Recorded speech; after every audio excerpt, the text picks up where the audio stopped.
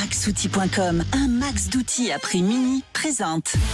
Sud Radio, le journal des sports. À la une de l'actualité sportive ce matin, Jules Boscherini. Performance XXL de Brive face à Biarritz en clôture de la 6e journée de Pro D2. Du football également avec la suite de la Ligue des Nations. Et enfin du cyclisme avec le Tour de Lombardie, dernière classique de la saison. Sud Radio, la radio du rugby. Victoire des Brivistes, les Coujoux, vous le disiez, qui prennent les commandes du championnat. C'était l'affiche de cette 6e journée de Pro D2. Brive recevait Biarritz sur sa pelouse d'Amédée Domenech. Un match que vous avez pu vivre sur Sud Radio, la radio du rugby.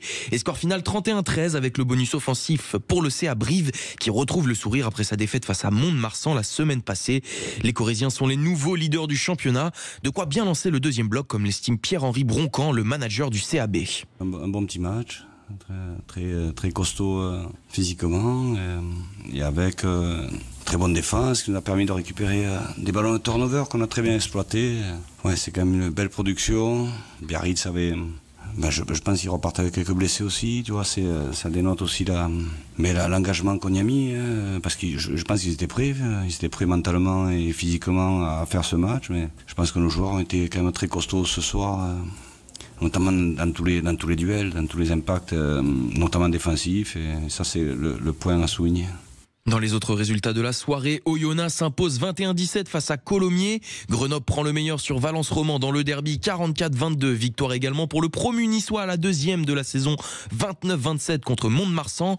À noter également le match nul 6-partout entre Soyaux-Angoulême et Provence Rugby. Allez, toujours en rugby, place au top 14 aujourd'hui. Ça commence très fort avec le choc entre le Racing et Toulon. C'est même l'une des affiches de cette 6e journée de top 14. Les Racingmen, méconnaissables cette saison, accueillent un RCT revanchard après la défaite du week-end dernier face à Clermont. Victoire impérative pour les deux camps qui ne veulent pas se faire distancer dans la course aux phases finales. C'est à suivre sur Sud Radio, la radio du rugby à 14h30. Et dans les autres rencontres, 4 matchs au programme à 16h30. La Rochelle-Bayonne, Montpellier-Vannes, Pau-Castres et encore Bordeaux-Perpignan. Et puis ce choc ce soir entre Toulouse et Clermont à 21h05 à Ernest-Vallon. Et Toulouse est dans l'obligation de s'imposer après une deuxième défaite consécutive à Castres la semaine dernière. Et c'est d'ailleurs l'objectif annoncé par le manager Hugo Mola qui attend beaucoup plus de ses hommes sur le terrain. Personne n'aime perdre. Si on prend la saison dernière, sur les 15 derniers matchs, je crois qu'on était à 2 défaites. Donc forcément, quand on fait 2 sur 5, tu as déjà usé ton quota. Et notre groupe est assez lucide. Les victoires sont souvent mensongères, je le répète ici souvent, mais les défaites sont aussi riches d'enseignements, de choses que l'on a peut-être sous-estimées un temps. Et on a un besoin de contenu. Parce que souvent, plus on monte, plus on a les résultats associés. Ça, c'est une évidence. À nous de remonter le contenu et à nous d'agir là où on a des leviers et pas se préoccuper de ce qui peut se passer à droite, à gauche, de nos adversaires. Effectivement, pas s'en préoccuper, c'est important ça Jules, on est d'accord ? Oui, c'est important et puis il y a du football aussi, parce qu'il ne faut pas oublier le football, c'est la trêve internationale et hier victoire de l'Allemagne 2-1 en Ligue des Nations sur la Bosnie-Herzégovine dans le groupe 3 de la Ligue 1.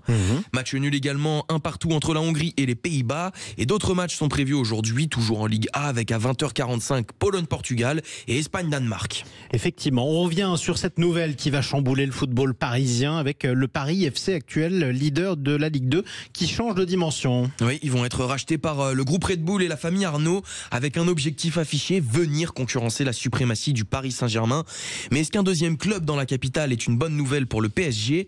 Les précisions de Louis-Marie Valin, fondateur de Sportvox et membre de l'Observatoire du Sport Business. On se plaint régulièrement que les grandes fortunes françaises, que les grandes entreprises françaises du CAC 40 n'investissent pas dans le sport. Aujourd'hui, c'est un signal positif très fort envoyé par l'homme le plus riche de France et l'un des plus riches du monde, qui prend personnellement en main un club français pour l'emmener, on l'imagine, au sommet, car Bernard Arnault n'est pas homme à se contenter de la 2e place. Mais en tout cas, ce qui est sûr, c'est que là, le PSG va devoir se positionner beaucoup plus clairement. On peut tout à fait imaginer que du côté de la mairie, on est un petit peu plus rassuré à l'idée que le PSG puisse aller en banlieue. Parce que concrètement, on peut tout à fait se dire que dans 5 ans, le PFC pourrait être le club résident du Parc des Princes. Donc, pour le PSG, il va falloir se dire clairement, soit je reste à Paris et donc je fais des concessions avec une mairie qui ne me vendra pas le Parc des Princes, soit je m'affranchis de la mairie de Paris et je deviens un club coupé de ses racines parisiennes parce qu'il n'y aura pas le centre d'entraînement, il n'y aura plus le stade et on sera un club de banlieue. Est-ce qu'à ce moment-là, le Qatar décidera de rester et de maintenir son investissement ? C'est une question.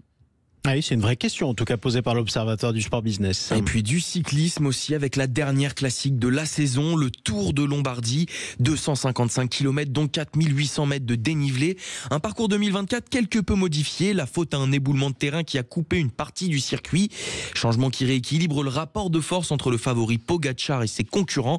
Les dernières précisions avec vous Théo Ampillac. Et oui, excite le Civiglio, 4 km à 10% de pente moyenne. Un vrai petit mur, c'est là où par le passé les explications commençaient entre les favoris. Mais cette année, vous l'aurez compris, le peloton devra faire 100 et ça replace certains coureurs moins grimpeurs que Pogačar au centre du jeu. On peut penser notamment au Belge Remco Evenepoel ou encore à l'Américain Matteo Jorgensen. Alors malgré cette once de suspense, tout le monde s'attend à un nouveau récital du champion du monde. La principale, voire l'unique question, c'est où Pogačar va attaquer précisément. Le col de Sormano semble être la cible toute désignée. On sera alors à un peu moins de 50 km de l'arrivée. Si Pogačar s'impose, il rejoindra la légende Fausto Coppi avec 4 tours de Lombardie d'affilée. Vous vous rappelez le surnom de Fausto Coppi ? Je me rappelle plus. C'est un oiseau, on le voit sur le bord de la route et des étangs, le héron Coppi. Le héron, c'est exactement, légende évidemment. Merci beaucoup Théo Ampillac. Merci à vous Jules Boscarini. Merci beaucoup. Et départ de la course à 10h40. Ah ben oui, pétante évidemment. Comme on